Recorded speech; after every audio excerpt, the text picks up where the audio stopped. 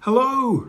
Great to have a chance to speak to you again, and this week I'm going to try and do something quite challenging for me, which is to tackle a big topic in as short amount of time as possible. What could go wrong? So I'm going to show you some images, and your first little challenge is to see if you can work out what the theme is. And I've been deliberately cryptic with the title of the video to not give it away, because that'd be too simple. So have a look and see if you can work it out. Are you ready? Here we go.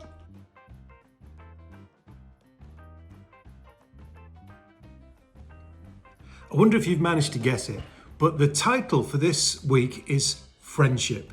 And I really want to just take a little bit of time to explore friendship. It's such a big topic. There's no way I could cover it all. The Bible has so much to say about friendship, both friendship with each other and friendship with God. I couldn't hope to cover it in one session, particularly one that's really quite short. So I wanted to tackle 3 things about friendship, or not really tackle, get you to think of 3 different areas about friendship in your life. As we've gone into lockdown, and some of us maybe have been a little bit disappointed with some of our friends, some of us maybe have been pleasantly surprised, but friendship is something that's always on our radar. There's something that we're always thinking about, because friendship is so important. We need friends. It's really great that as believers we can rely on God, we can talk to God about anything, we can ask God for help in anything. But the Bible is full of people who lived such a close life with the Lord but needed their friends. David needed Jonathan to help him and to comfort him and to encourage him in the Lord when things went wrong. John Mark needed Barnabas to get him back on track with his life. The Bible is full of friendships, and they're such an important thing. I've looked in the book of Proverbs, and I've just pulled out 3 proverbs about friendship that I want us to think about really quickly today. And my challenge to you is, pray about these ideas this week. Use these ideas as a way to evaluate how you are as a friend and to become a better friend, and to think about the friendships that are going on in your life and about whether they are friendships that are fruitful and beneficial for you. This is something that I've found to be true in my life. Now, we should be friendly without too much difficulty to most of the people that we ever meet. Being friendly is not what this is about. This is about true, connected friendship. Proper friendship, not just, being friendly with somebody that you see every now and then. And we do need to pick our friends carefully. And some of you will have had some sort of experiences similar to mine, where you've allowed somebody into your life as a friend, you've given them some access to your life as a friend, if you want to put it that way, and you've been hurt by it. And it's really, really difficult. We need to forgive them, we need to move on, but we also need to learn to choose friends carefully. And that proverb really emphasizes the fact that if we don't, there is a kind of consequence. You can't really get around it. Got a quote here from Albert Schweitzer. Now, that name might not mean anything to you. I'd be pretty impressed if you knew who he was, to be honest. But he was a missionary and a musician. And he said this about friendship. In everyone's life at some time, our inner fire goes out. It is then burst into flame by an encounter with another human being. We should all be thankful for those people who rekindle the inner spirit. Righteous friends. Let's choose righteous friends who help keep that fire burning inside us, that fire for God, that fire for helping and serving people, that fire for doing the right thing. Ooh, this one's a challenge, isn't it? A real challenge. To be a friend at all times. And that's not just a friend with whatever they're going through. It's actually keeping on being a friend whatever you're going through. If you think about it, when you're in a crisis, the idea that your friend is automatically fine and nothing's going on is a bit optimistic, perhaps.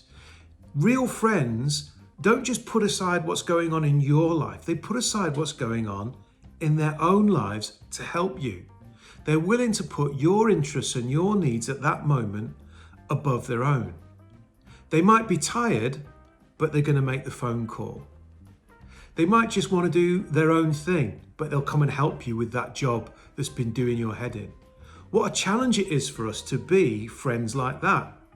Not just friends who help when we're feeling great and we can see there's a need, but people who help when we see there's a need and we're not feeling great. Because a friend loves at all time. A brother, whether you're talking about a brother or sister who's family or a brother and sister who's like family, is born for adversity. They're born to help you in times of trouble. Let's really try to be those kind of people. And I really believe if you live a life where you are that kind of person, you attract those kind of friends. The people I know who've always been there for me have got people who've always been there for them, because that kind of friendship encourages those kind of friends. If you're somebody who doesn't really look out for your friends, can you really expect to have friends who will look after you however they're feeling? I don't think so. I wonder if Walter Winchell, the American columnist, had read this particular proverb when he gave this quite famous quote. He said this: "A friend is one who walks in when the rest of the world walks out." A friend is someone who walks in when the rest of the world walks out. That sounds like a friend who is there at all times, and a brother or sister who's there for adversity.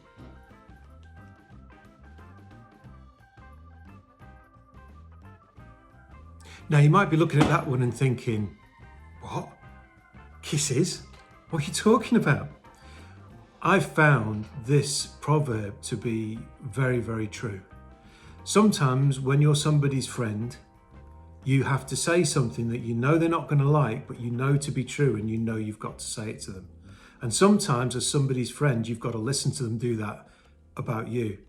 I've always counted myself as being privileged that I've had people in my life that I can go to, good friends that I can go to, and I can say to them, look, this situation's happened. This is how I feel about it. This is how I've reacted.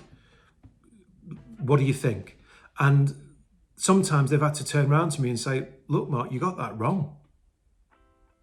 What you've done wasn't helpful. What you've done wasn't righteous. You've got it wrong. And of course it hurts, you know, hearing somebody say that about you. I'm not going to pretend that you just go, oh, great, thanks very much, and you just sort of bounce on with your life. But when I've had a chance to think about those things, I have been so glad that they've said that to me, because they've given me an opportunity to go back to a situation and to make it a better situation by responding more appropriately. We need friends in our lives who will tell us the hard truths, will be honest with us. They won't just be people pleasers and not want to upset us. They'll say, look, you know, I'm sorry this situation's happened to you, but you've got this wrong. And I've certainly experienced what the second part of this proverb is talking about, that sometimes people who do not have your interests at heart at all can come across as being so caring, so flattering. You know, these sort of kisses, the way that it's exaggerated here, these kisses that they give you whilst they're hiding, if you like, their true feelings, their true intentions towards you. Much better a wound from a friend that is given honestly than a kiss from somebody who wishes you harm. Now, you can turn and you can say, well, this doesn't make sense to me, because if this person in my life, you know, they keep saying these things to me, they keep hurting my feelings, you're saying they're a good friend. No, I'm not. You know if somebody's a good friend or not, really. You know if somebody has invested that time in you, they've been there for you in adversity, they've given you those kind words. You know. And you know the character of that person, that if they say something to you, they're saying it because they believe you need to hear it, even if you don't want to hear it. Flattery can be really, really appealing to us. We all like to be flattered. The problem is sometimes that we just allow ourselves to be deceived. Sometimes, I don't know if you've done this, I've gone to somebody kind of knowing that I've done the wrong thing. and saying to them, you know, oh, I've done this. And I want them to say to me, yeah, right, you know, you're right to feel that way. And if somebody picks up on that, it's very tempting for them to go, oh, yes, you know, well done. Yes, that's what I'd have done as well. What you need is somebody who goes, you're wrong. And I think in my life, I cannot think of a single time where somebody said that to me that I didn't eventually come round to the idea that they were right. I'm talking about good friends saying these things, not some person I've met a couple of times or something.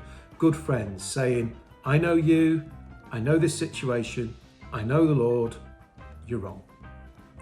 I'd really encourage you to be a good friend. Being a good friend, be there for people in adversity.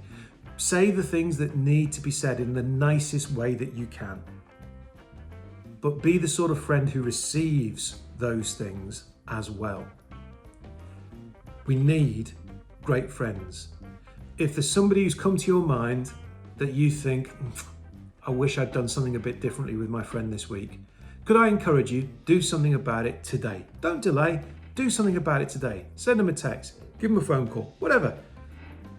Return the thing you borrowed 6 months ago that you never gave them back, whatever it is, do it. Do it now. Get that friendship back in the right place. And if there are friendships you've got and you're starting to think, maybe this friendship is not a friendship that's good for me, maybe this friendship is not something I should keep pursuing, pray and think about whether you should be carrying on with that friendship. Remember, we need good friends. Have a fantastic week, take care, and speak to you soon. Bye.